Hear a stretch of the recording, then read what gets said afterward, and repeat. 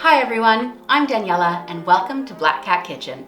If you're anything like me, you love a cheesecake, and sometimes those cheesecake cravings come on out of nowhere. You can easily scale this recipe up for as many people as you'd like to serve, but today I'm going to show you how to make just one with a few extra mix-ins or toppings. It's a really easy recipe and there's no cooking involved.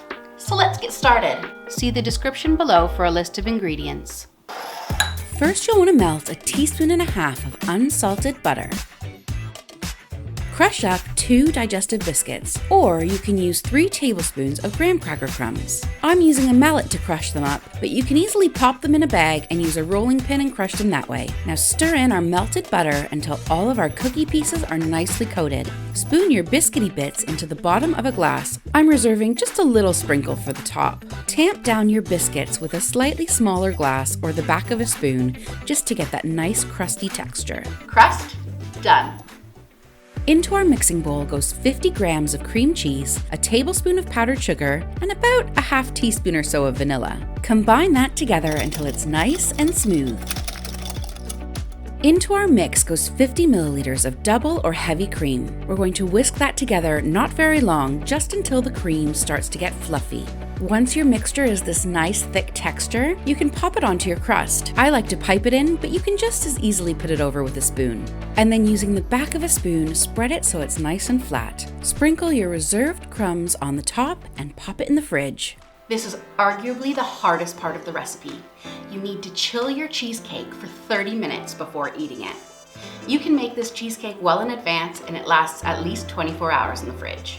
Here's how you add your favorite cheesecake mix-ins. After you've added and whipped your whipped cream into your cream cheese mixture, add in your favorite fruits. I'm using 5 raspberries that I'm just crushing up with the back of a fork. Gently fold your fruit into your cheese mix. I love how the raspberries give this pretty pink color. Spoon your mix on top of your crust, trying to be a little bit neat, but you know me. I'm cleaning up the edges here, but you don't have to. After all, you're gonna devour it in 30 seconds anyway. Pop a few of your nicest raspberries on top and into the fridge for 30 minutes.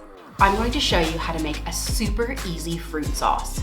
I'm using blueberries. Into our pan goes about 8 to 10 blueberries, a squeeze of lemon juice, about a teaspoon, and a tablespoon of powdered sugar. And I'm just going to mash up those blueberries with the back of a fork so they start releasing some of their juices. You'll want to turn the heat to medium and let this start to cook down together into a beautiful sauce. Once your sauce has picked up all of those beautiful colors, we're going to take it off the heat and strain it out so that we lose all of those pippy bits. Just give it a little press through the sieve so that all of the liquid comes out. Let it cool slightly, but while it's still warm, pour it all over the top of your cheesecake. And I'm just going to pop a single blueberry on top, so we know what flavor it is. And chill!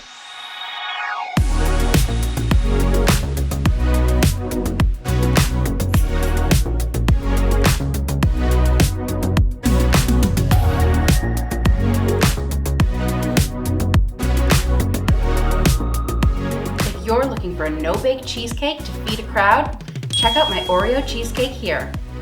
And if you're looking for a baked cheesecake, my burnt Basque cheesecake is right up your alley. Thanks so much for watching. Please make sure to give us a big thumbs up, hit that subscribe button, and leave a comment down below. We'll see you next time.